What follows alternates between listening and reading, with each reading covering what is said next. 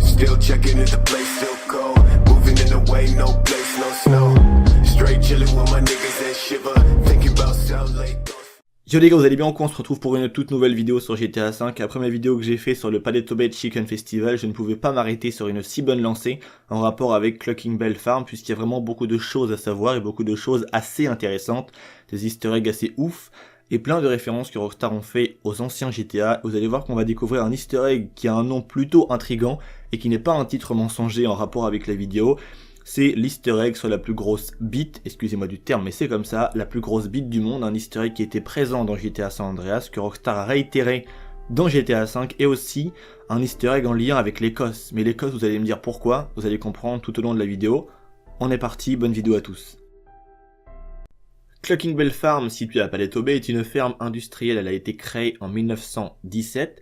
Il y a une grande sculpture d'un poulet assis sur une cloche devant le bâtiment. Comme vous l'avez remarqué, c'est donc l'enseigne du bâtiment. C'est un petit peu à ce poulet que l'on va s'intéresser bien sûr, puisqu'il est vraiment plutôt normal au premier abord, mais il y a un truc qui est assez bizarre quand on s'intéresse un petit peu plus à lui. On peut remarquer déjà, le tout premier truc assez chelou, c'est qu'il a un cône de circulation sur la tête. C'est quand même quelque chose d'assez étrange. Et même retenez bien aussi plus ou moins la masse du poulet, pourquoi il est aussi gros. Vous allez comprendre vers la moitié de la vidéo plus ou moins pourquoi Rockstar a reproduit ainsi un poulet énorme avec un cône sur la tête. Pour connaître maintenant la signification du cône sur la tête, on va devoir faire un peu un saut dans le temps et remonter effectivement à un ancien GTA.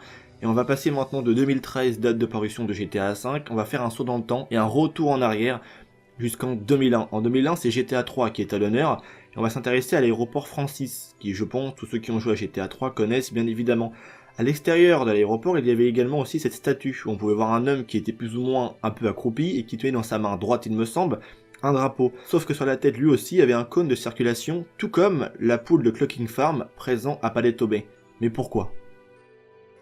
Pour comprendre maintenant la référence du cône de circulation présent sur la poule de Paleto Bay, ou même pourquoi pas de cette deuxième statue présente dans GTA 3 à l'extérieur de l'aéroport Francis, on va devoir effectivement s'envoler et changer de pays. Effectivement, on est actuellement dans tous les GTA présents, que ce soit dans GTA 3 ou dans GTA 5, on est présent tout le temps en Amérique, pays que Rockstar a l'habitude bien sûr de parodier dans chacun des GTA, à l'exception à la règle bien sûr de GTA London, mais qui au passage a été plus ou moins l'erreur de Rockstar, et qui a fait rappeler à Rockstar qu'il fallait souvent, et qu'à chaque fois, ils visent l'Amérique, et c'est ce qui plaisait vraiment le plus à la communauté de fans de GTA 5. Du coup, GTA London est un peu, on va dire plus ou moins la bêtise de Rockstar, mais c'est dommage parce que Londres, c'est leur pays et leur terre d'accueil, parce que là, on s'envole de l'Amérique pour atterrir en Écosse, et une fois qu'on atterrit au Royaume-Uni en Écosse, on est directement sur la terre de patrie de GTA V et de Rockstar, ça vous allez comprendre pourquoi.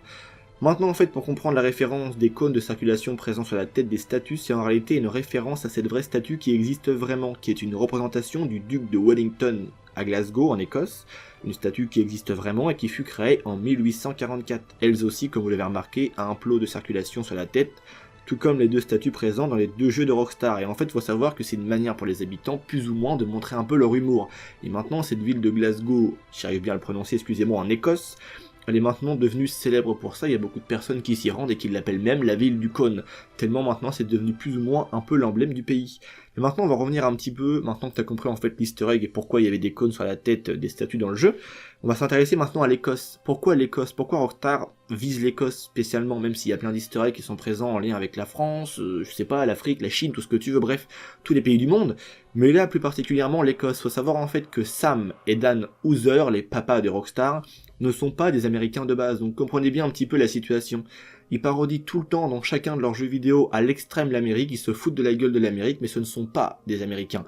Encore si un Français se fout de la gueule de la France, ça peut peut-être passer, mais si, par exemple, un Américain ou quoi se fout de la gueule de la France, on va peut-être le prendre un petit peu plus mal, et c'est pour ça que GTA V ne passe pas forcément bien en Amérique, et même pour tout ce qui est politique, pour déjà tous ces messages politiques qu'il apporte et tous ces moqueries poussées vraiment à l'extrême. Faut savoir que Sam et Dan Houser sont à la base des Anglais et ne sont pas du tout américains, donc c'est pour ça que ils s'amusent dans chacun des GTA à parodier comme personne n'est capable de le faire l'Amérique, parce que de base ce ne sont pas des Américains.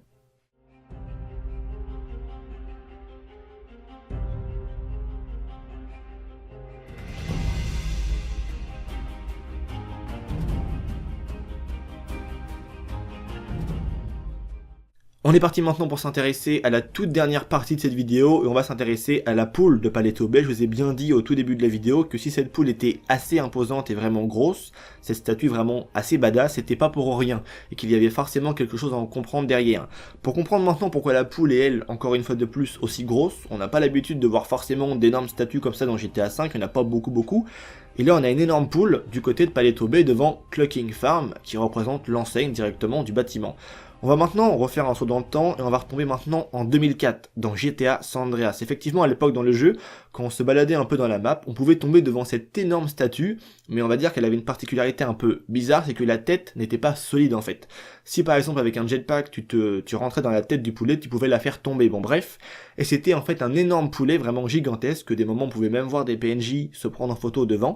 Il faut savoir qu'à l'époque ce poulet énorme de GTA San Andreas en 2004 était en fait directement un easter egg au World Largest, excusez-moi si j'arrive mal à le dire, mais en fait c'est tout simplement des énormes statues qui sont présentes aux quatre coins de l'Amérique, il y en a un peu partout, il y a des énormes dinosaures, comme vous pouvez également le voir avec ces photos là que je vous mets à l'écran, des énormes couteaux, des fusées, bref tout ce que tu veux, c'est des statues vraiment énormes. Il y en a vraiment pas mal aux quatre coins de l'Amérique, donc Rockstar à l'époque avait fait un easter egg avec cette énorme poule présent dans le jeu.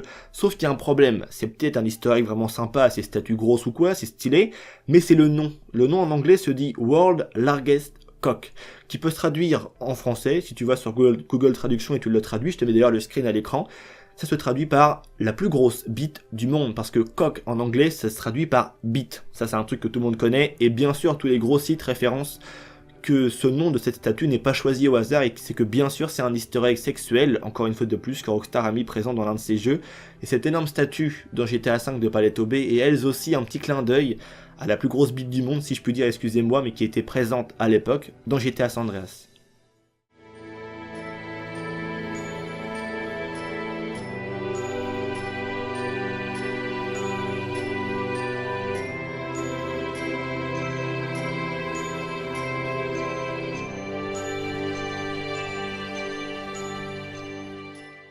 Donc voilà, c'est tout pour cette vidéo, j'espère bien évidemment qu'elle vous aura plu. Comme vous le savez tous, j'attends toujours vos avis dans l'espace commentaire, c'est vraiment ce qui m'intéresse le plus, ça me dit ce que vous en avez pensé ou quoi. Aussi bien évidemment à me suivre sur les réseaux sociaux, ma page Facebook et mon compte Twitter, tout ça se trouve en description, n'hésitez vraiment pas à aller me suivre, c'est vraiment quelque chose de super important aussi. J'espère que ça vous aura plu, je vous dis à très bientôt pour une toute nouvelle vidéo, n'hésitez pas à me péter vraiment la barre des likes, c'était Vince, prenez soin de vous parce que c'est vraiment ça le plus important, allez peace les gens.